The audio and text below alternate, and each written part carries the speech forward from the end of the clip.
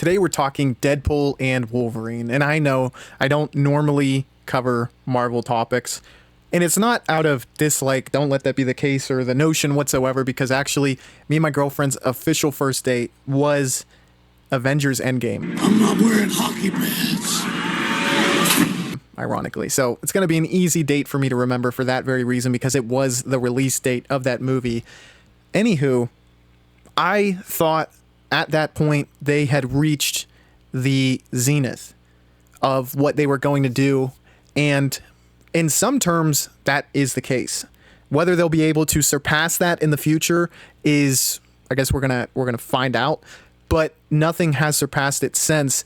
And in fact, which they likely expected, they being Disney, there has been kind of a downward trend, and Deadpool and Wolverine even mentions that. And I think that they actually, the fact that they acknowledge this and actually face it head on benefits this movie in a lot of ways. And I'm going to get into specific details, but for those of you who haven't seen it, I want to leave you with some thoughts and do with them with what you will before I do go into spoiler territory. But I thought it was great, really good action, and you know if you're going to like this movie. So if you have appreciated the good Marvel movies, I would expect you to appreciate this. And I guess on top of that, if you like Deadpool, you're going to like this. And if you're a big fan of Wolverine, like I have been for 2+ decades. Ladies and gentlemen, tonight's winner and still king of the cage, the Wolverine. You're going to like this. It's not, the hype is, it lives up to the hype for fans. And that's something that I'm going to be dipping into now. So if you don't want to have anything spoiled whatsoever, this is where you should depart. But anyone who's just looking for some good discussion or has watched this movie already, it is the top grossing R-rated movie. Dollars doesn't automatically equal great quality. No, don't do that. We know that by now. There are plenty of billion-dollar grossing films that I haven't even watched, and it's just because, I mean, they're not for me. But the biggest thing that can be said about this film is that it is fan service all the way. And I think to an extent that is maybe the right move, because none of the films that have come out post Endgame really grabbed me at all, or captured my imagination, or felt like, oh man, I really want to go see this. And when you lose characters like Iron Man, like Captain America, who I felt they made into, like, Civil War, I think really elevated them. Iron Man series from Iron Man 1 was a big deal, because RDJ just really captured that role well. And then Winter Soldier kind of did the same with Cap. But I feel like Civil War elevated them to this level where they became the names in the franchise. And to lose them both in Endgame, really, there was a huge recoil from that. To where now you're trying to make films, and I have seen Guardians of the Galaxy. Open the fucking door. Volume 3. So that's one of your major IPs now that people are excited and will go out and see. But they don't have the same name value as what Iron Man had. They aren't quite at what Cap had. So people aren't like super stoked to see them. And you have to eventually build up to like a film that goes nuts at the box office. Like, hey, this is our main event. Because every phase was ended with, all right, we got Avengers coming up. But what's Avengers going to be when there's no Cap and no Iron Man? That is the question.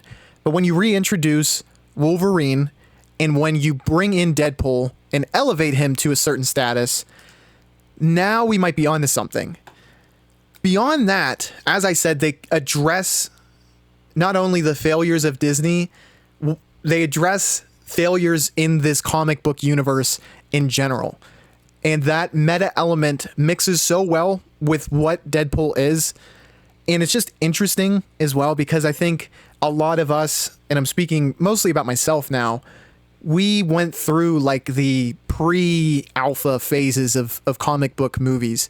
And I was a kid when a lot of this was going on. Basically, like, you know, when Wolverine came onto the scene and became a lot of people's favorite superhero, like myself, I was a kid during that. I mean, you know, I was like 5 years old when X-Men came out.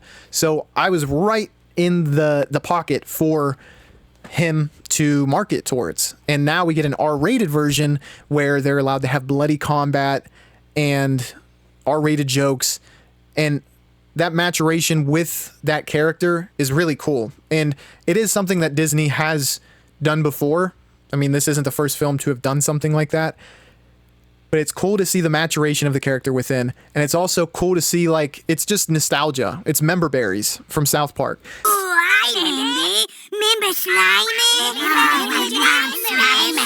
But it works in this film because of the meta element, because they have something called the Void, which is kind of like the part of people's minds that forgot these characters that at one point were relevant, for lack of a better term, or never made it to the screen yet, and so they haven't had a chance to build that rapport with the general audiences. So you get this with Chris Evans as Human Torch, which is a huge, like, kind of bait and switch joke that I thought worked really, really well. Then you get Wesley Snipes, who, again, the meta element of Ryan Reynolds and Wesley Snipes not liking each other on the set of Blade Trinity makes it funny that he's even involved. But also, again, for people who grew up liking Blade, this was sick. I mean, Blade was pretty badass back in the day, so to actually see him in this film was really cool. Blade, ready to die. I was born ready, motherfucker. Again, Channing Tatum as Gambit. Well, I'm about to make a name for myself here. This was cool for multiple reasons. I didn't even remember the backstory that they were kind of passing around the idea of making a standalone film of Gambit with Channing Tatum. I just thought it was cool because I thought Gambit was always a neat character from the animated series. Then X-23 comes back, kind of paying homage to Logan, the movie.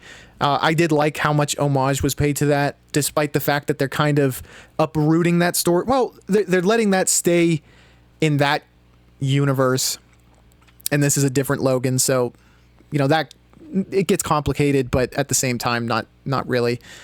And all of the versions of Wolverine that we got to see. So, you know, we have only really seen this Hugh Jackman version, but what would it be like if Henry Cavill was Wolverine?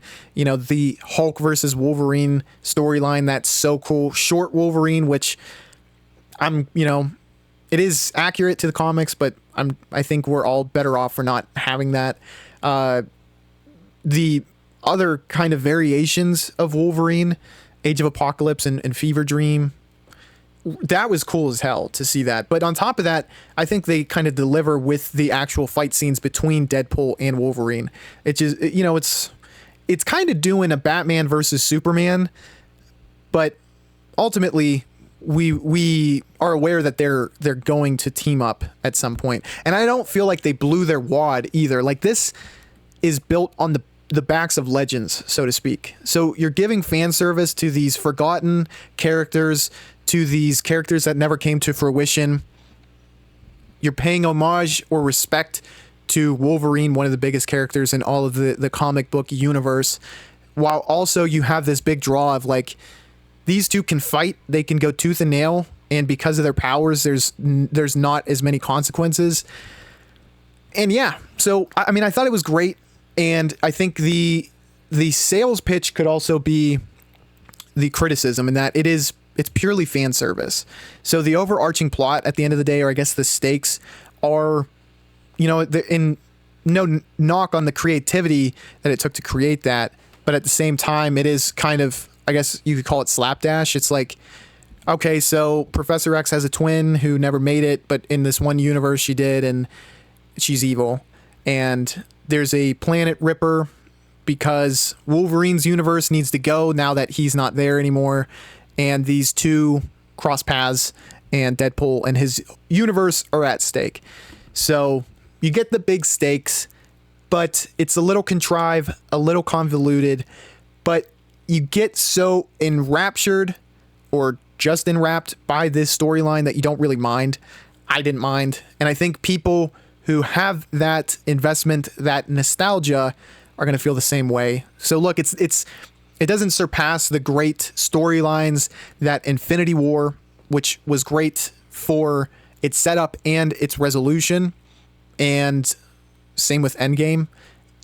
on top of that, the weight of everything, the fact that there were circumstances, there were consequences, it's not going to beat that because it lacks that in true tangible form. You know, it's going to tell you there's consequences, and you know, we're going to put up that facade, but at the end of the day, I think we're all aware that there isn't. Look, there's clearly, because we don't know the creative kind of roadmap, there is a fear that, okay, maybe this is just a one-off, but at the end of the day, like, look, there was substantial funds put into putting this together, and if Disney's smart, they're going to want to have this going until it doesn't go anymore, right? So we know that.